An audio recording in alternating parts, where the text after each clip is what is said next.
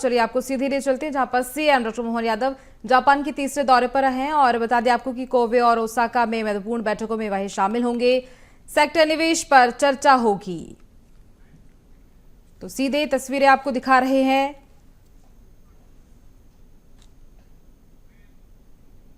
तो CM doctor Mohan Yadav Japan दौरे पर हैं।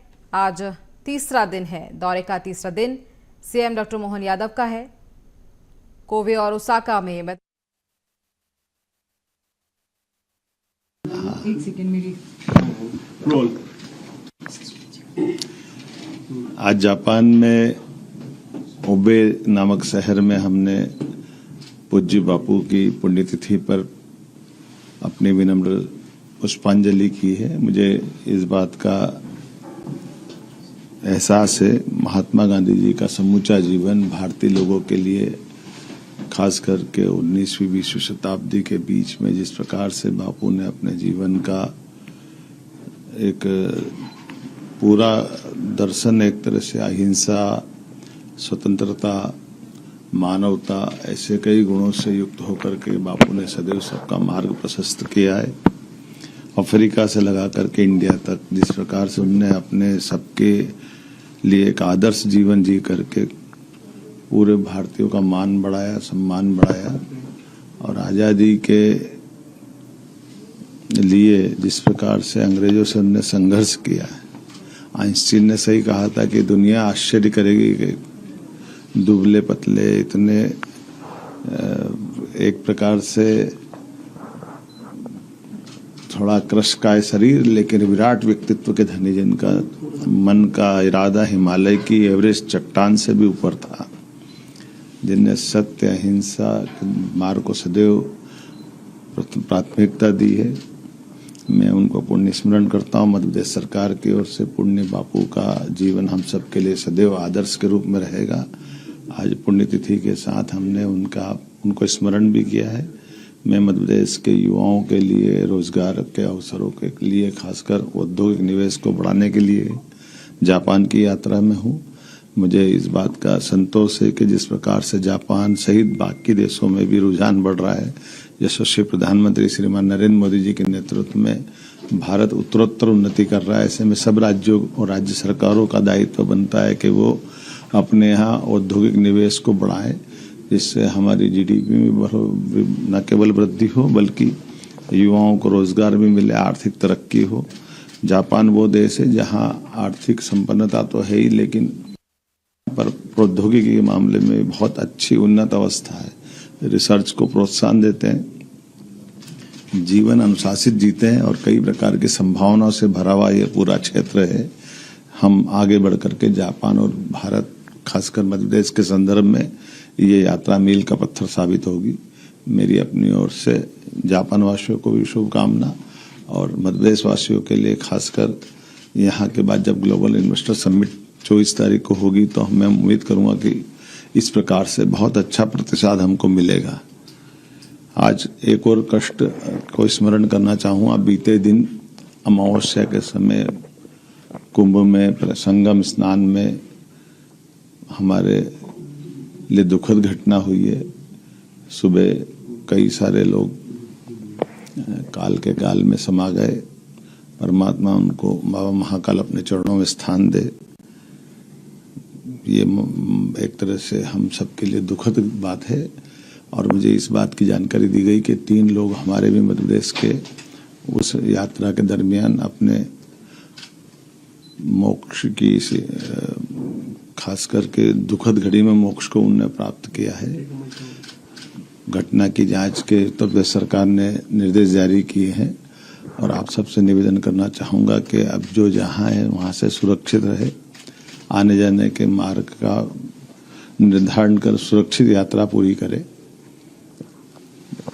मैं सभी पुण्यात्माओं के लिए पुनः बाबा महाकाल से कामना करता हूं कि उनको अपने चरणों में स्थान दे।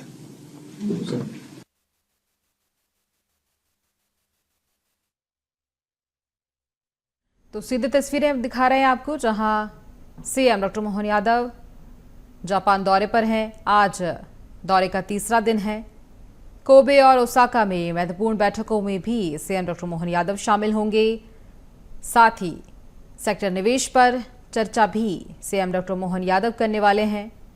तो टोक्यो से सीधे तस्वीरें आपको दिखा रहे हैं, जापान की राजधानी टोक्यो से सीधे तस्वीरें आपको दिखा रहे हैं लाइव प्रसारण, जहां सीएम डॉक्टर मोहन यादव का तीसरा दिन आज है। कोबे और ओसाका में महत्वपूर्ण बैठकों में शामिल होंगे। सेक्टर निवेश पर भी चर्चा सीएम डॉक्टर मोहन यादव करने वाले हैं। तो हम देख सकते हैं कि गांधी जी की प्रतिमा के समक्ष पुष्प अर्पित सीएम डॉक्टर मोहन यादव कर रहे हैं, पुष्पांजलि अर्पित कर रहे हैं। ये तस्वीरें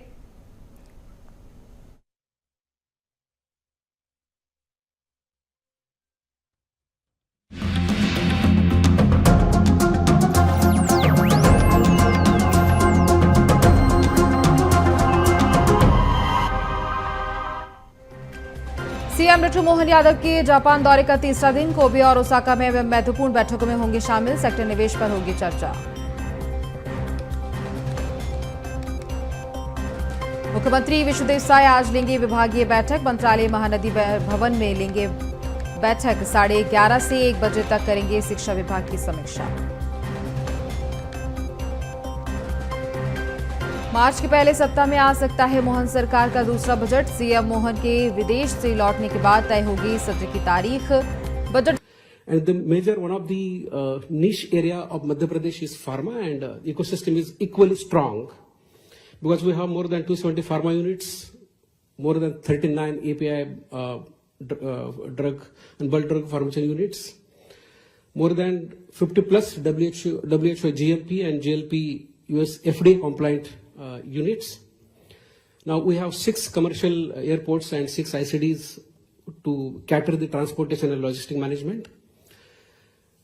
Equally, requirement is skilled labor and skilled manpower. More than 1 lakh already employment is provided by this sector, and there is definite peaceful and competitive environment for the labor market as far as the labor market is concerned.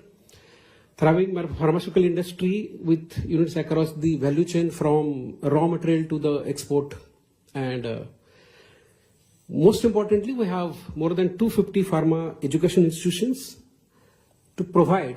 And recently, with new education policies, the different subjects are increased in different universities, and we have enough number of the students and labor force to work across the skill for the pharma sector.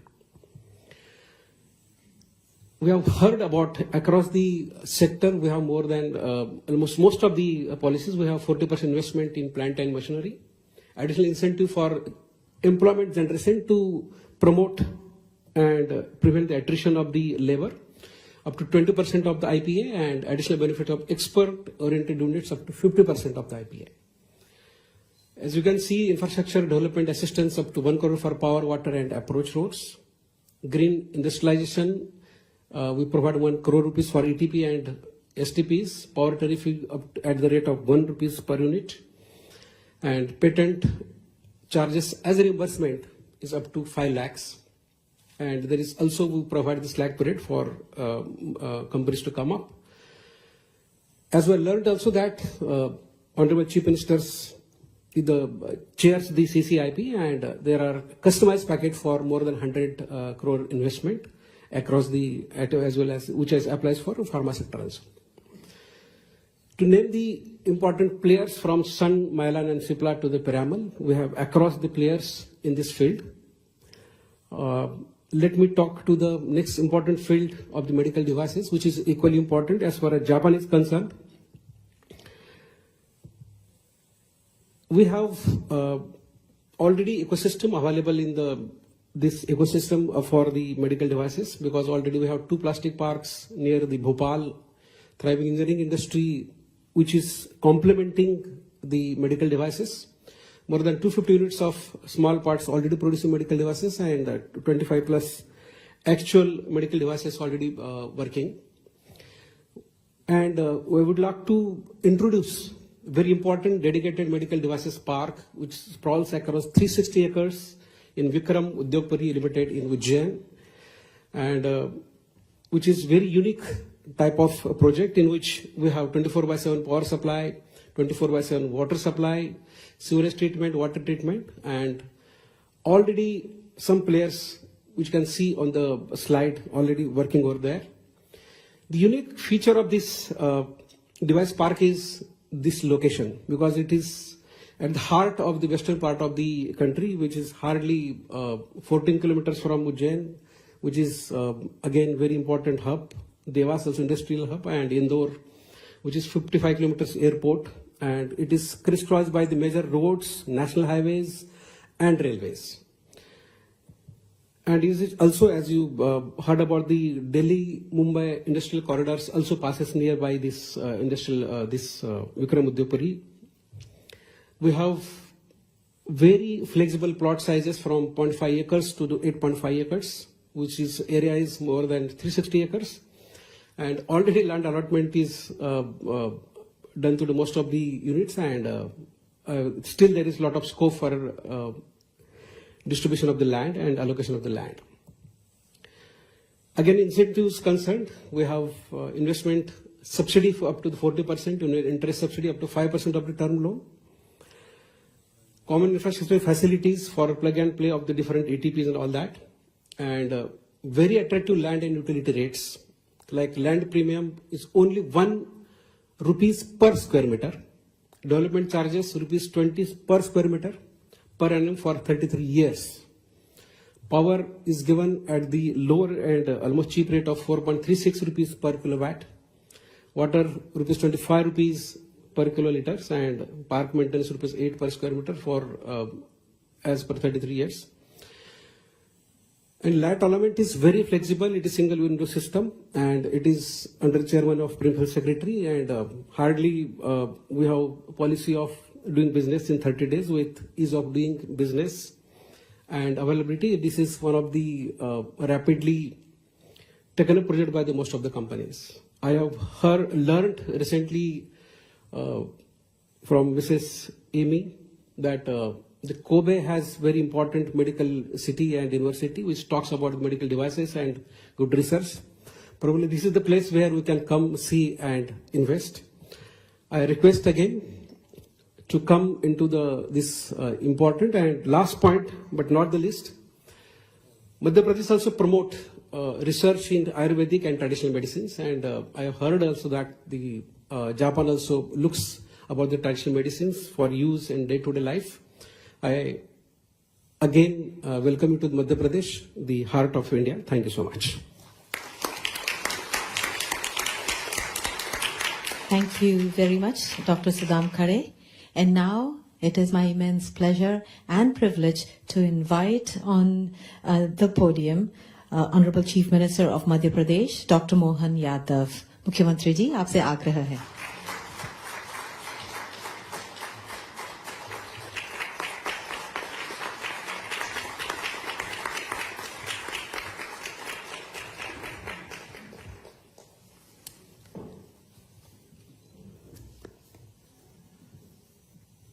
आज के इस कार्यक्रम में madam गए क्या नाथा नहीं कहा है? सर, मैं साइमल्टेनियसली कर रही हूँ, तो आप बोलते रहिए और सब लोग अपने हेडसेट से सुनते रहेंगे. 私がどこに行っちゃったかを聞いてて、同時通訳させていただきますので、どうぞ皆さん日本語のチャンネルにしていただいてお聞きいただきたいと思います。आप अदृश्य होके बोल रही हैं. मैं आज के इस बहुत विशिष्ट कार्यक्रम में ओसाका के इस शहर में आप सभी अतिथिगण, उद्योगपतियों, विभिन्न औद्योगिक एसोसिएशन का भारत के हृदय प्रदेश मध्य प्रदेश की ओर से हार्दिक अभिनंदन करता हूं, स्वागत करता हूं. मंच पर विराजमान हमारे ओसाका कोबे के council general Shri Chandru Appar ji, JETRO के डायरेक्टर जनरल चीफ डायरेक्टर श्रीमान हिदेकी शो, सुश्री एमी तेसिमा, CII के भारत प्रतिनिधि विष्णु जाजू जी, डॉक्टर राजेश राजोरा जी, SCS मध्य प्रदेश सरकार, PS राघवेंद्र सिंह जी, कमिश्नर सुदाम खाड़े जी, आज आपके साथ संवाद करने का मौका मिला है। जापान अपनी कर्मठता, कर्मशीलता और कर्तव्य निष्ठा के लिए जाना जाता है। जापान के लोगों से न केवल उनके काम की गुणवत्ता बल्कि जीवन जीने की मस्ती भी सीख सकते हैं और जीवन के प्रति आस्था का प्रतीक भी ही जापान, जिसको वरदान मिला सूर्य देवता से। होंगे 200 से ज्यादा देश दुनिया में, लेकिन एक देश ऐसा जहां सूर्य से आंखें मिला के आंखें खुलती है, वो जापान है। हमें इस बात का गर्व है।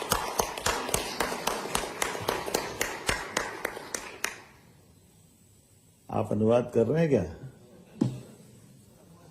चल रहा है, मेरे को पता नहीं चल रहा है, इसलिए मेरे को लगा कि क्या वैसे तो फिल्मी गाने बहुत अच्छे अच्छे हैं, बहुत सारी जगह बहुत सारे दोहराए जा सकते हैं, लेकिन एक गाने की पंक्ति बहुत बढ़िया है, अपने लिए जिए तो क्या जिए, तो जी ए दिल जमाने के लिए।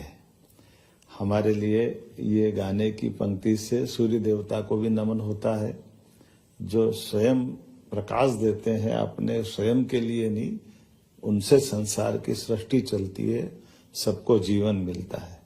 और ये जापान वो देश है और भारत भी वही देश है जो दोनों में अपनी जीवन सृष्टि में अपना आधार किसी को मानता है तो सूर्य देवता को मानता है, जिनके माध्यम से हम अपना जीवन पाते हैं। ये हमारा सौभाग्य है। आज के इस अवसर पर जब मैं किसी निवेश के संबंध में अपने सभी योग्य अफसरों के द्वारा दिए गए प्रेजेंटेशन को देख रहा था, तो क्रमशः मेरे को तो ऐसा लगता है कि जैसे किसी के परिवार में 2 या 4 बच्चे हो, कोई उससे पूछे कि सबसे अच्छा वो बच्चा कौन सा है, तो वो तो सभी को अच्छा बताएगा। उसकी बड़ी मुश्किल हो जाती है कि वो किसके बारे में कहे कि यही अच्छा है।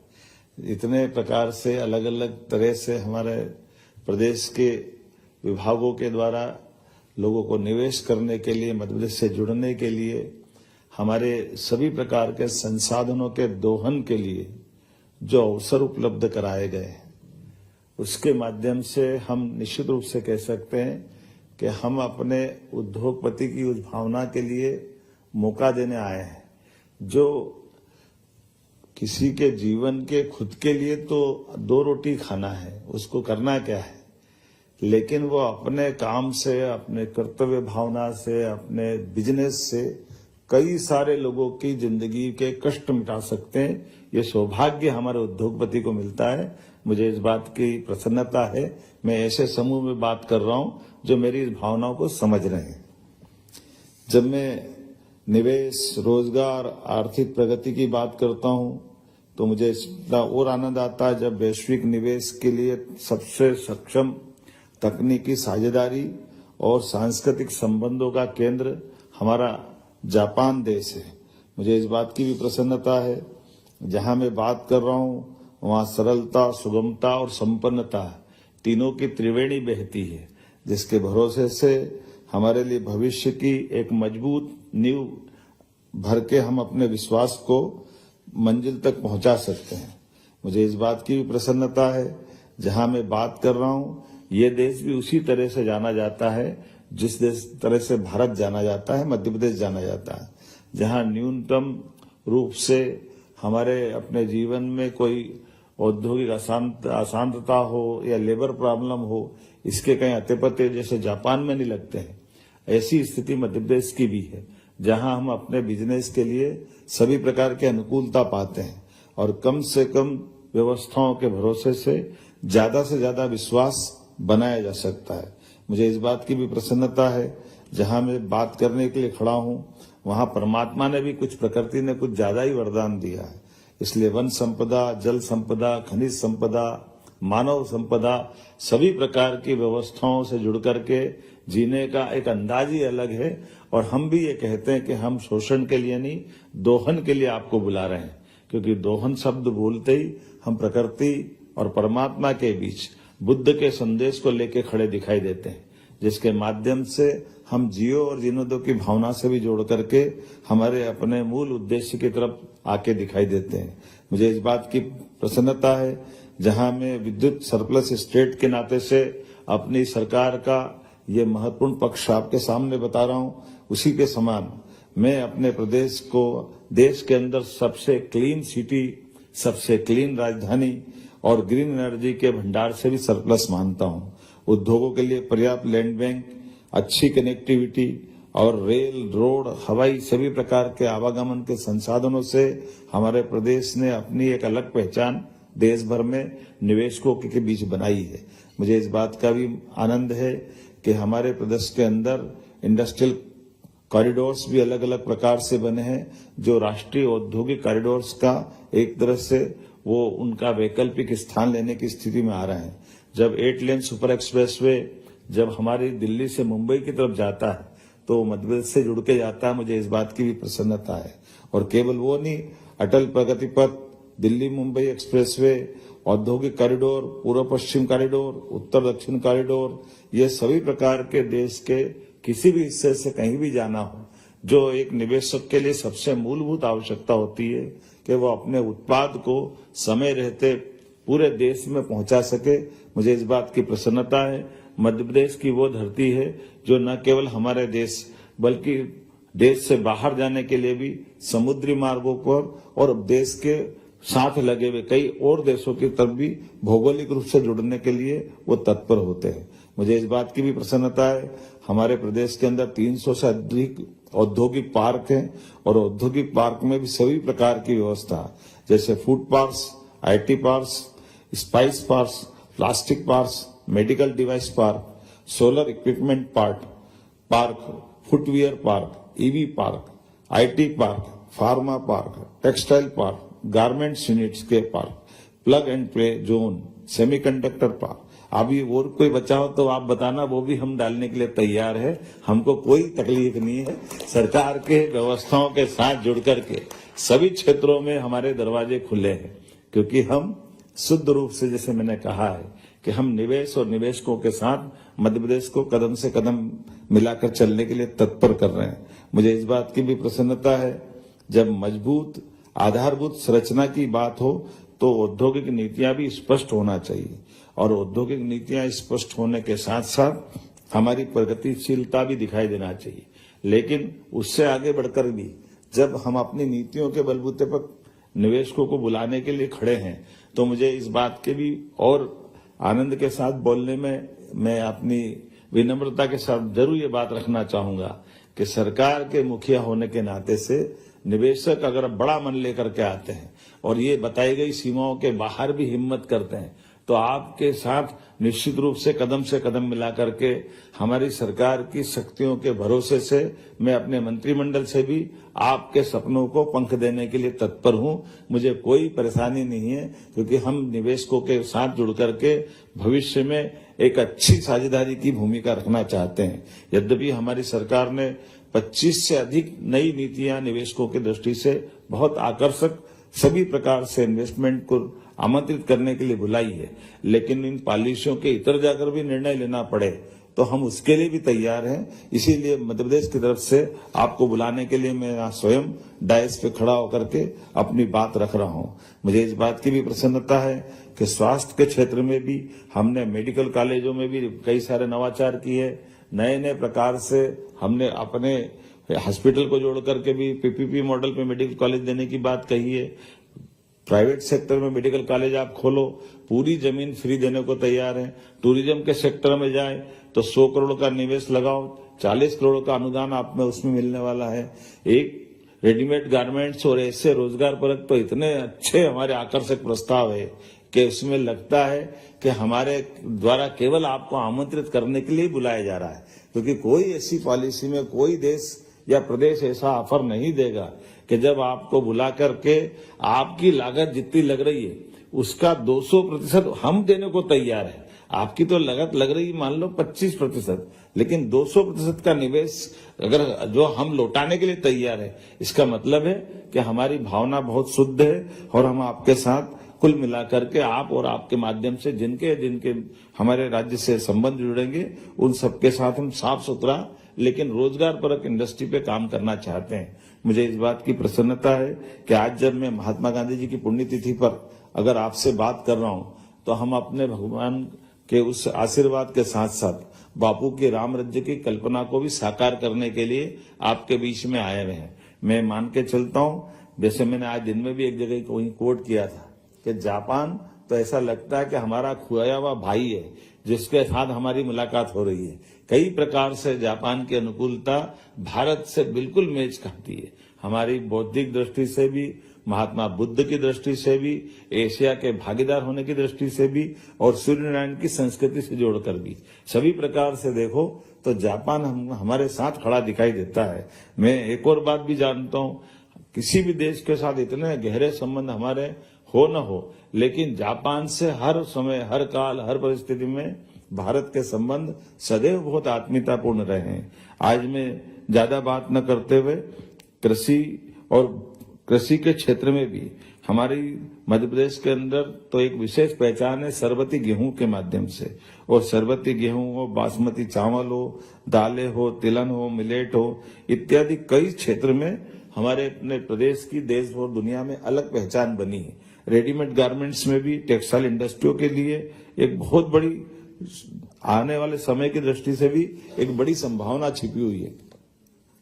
बीते कल ही हमने जापान के सबसे धनी व्यक्तित्व के भी धनी और कर्तृत्व के भी धनी, जिनने अपने 75 साल की उम्र में भी अगर अपनी गौरव दिलाया है कि हाँ वो जापान के सबसे धनी है, लेकिन उन्होंने भारत से जुड़ने के साथ साथ भारत के भविष्य के प्रति भी और उसमें भी मध्य प्रदेश के साथ जुड़ करके मध्य प्रदेश को गौरवान्वित करने वाली जब बातें कही तो मुझे लगा कि हाँ जापान आना मुझे सार्थकता के साथ ऐसा लगा कि हाँ ऐसे इस भविष्य को जानने वाले भी यहाँ के हमारे औद्योगिक घराने के भी बहुत सुयोग्य लोग यहाँ निवास करते हैं। मैं आज जब फार्मा सेक्टर के लिए भी गया तो ऐसे लगा, हमारे यहाँ तो ये मान के चलो कि फार्मा की बहुत सारी बातें बता दी, अब मैं दोबारा दोहराना नहीं चाहूंगा, लेकिन फार्मा हो, पैनासोनिक हो, ब्रिज स्टोन हो, जो कंपनियां हमारे साथ एक बार जुड़ी है वो अभी अपना इतना उत्साह के साथ स्वागत कर रही है, वो अपने आप में इस बात का स्पष्ट कर रही है कि हाँ हमारे साथ एक बार जो आता है वो वहीं का होके रह जाता है। पावर सरप्लस की बात तो मैंने दोहरा दी है, आईटी से लेकर भी ऐसे कई सेक्टर है जिसमें हमारे यहाँ आबादी का एक प्लस है और जापान में जिस बात की कमी है, हम एक दूसरे पे अवलंबित है, एक दूसरे पे निर्भर है, हमारे पास बौद्धिक क्षमता की कमी नहीं है, थोड़े से रोजगार के अवसरों की कमी के आधार पर हम कई प्रकार के स्किल डेवलपमेंट के काम पे भी काम कर सकते हैं और रिसर्च के आधार पे भी अपनी साथ में सहभागिता रह सकती है। बोलने के लिए तो बहुत कुछ है, लेकिन आज आपको बीच में ऐसा लगा कि वाकई मेरे अपने सुयोग्य अफसरों ने जितने अच्छे से बात की है, आज की यह शाम सार्थक हुई है। मेरी अपनी ओर से धन्यवाद, बहुत बहुत धन्यवाद।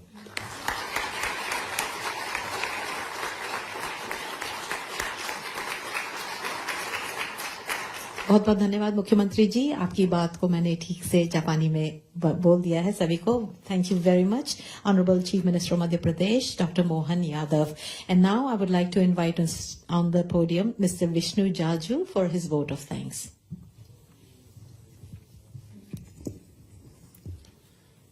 Dr. Mohan Yadav, Honorable Chief Minister of Madhya Pradesh, Mr. Chandru Appar, Consul General of India, Osaka, Kobe, dignitaries on the dais and off the dais, ladies and gentlemen, good evening. On behalf of Confederation of Indian Industry and Government of Madhya Pradesh, I sincerely thank you for joining us today for this important occasion. This event serves as a key platform to highlight investment opportunities in Madhya Pradesh and to extend a warm invitation to the Global Investor Summit, which is happening in Bhopal on 24th and 25th of February this month. It underscores the deep and growing ties between India and Japan while showcasing Madhya Pradesh's vast potential as a business and innovation hub. We are especially grateful to the Consul General of India, Osaka Kobe, for his invaluable leadership and support in making this event a success. Our sincere appreciation goes to Japan External Trade Organization JETRO for their outstanding collaboration in connecting us with the Japan's distinguished business community.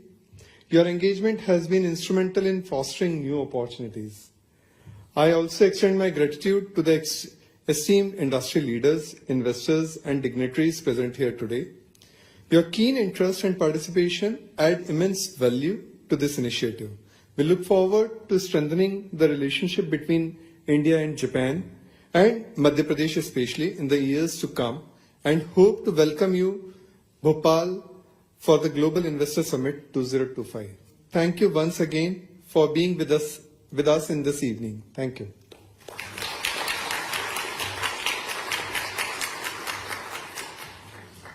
Thank you very much, distinguished guests on the dais, and thank you very much for the wonderful audience. With this, we come to an end to this interactive session on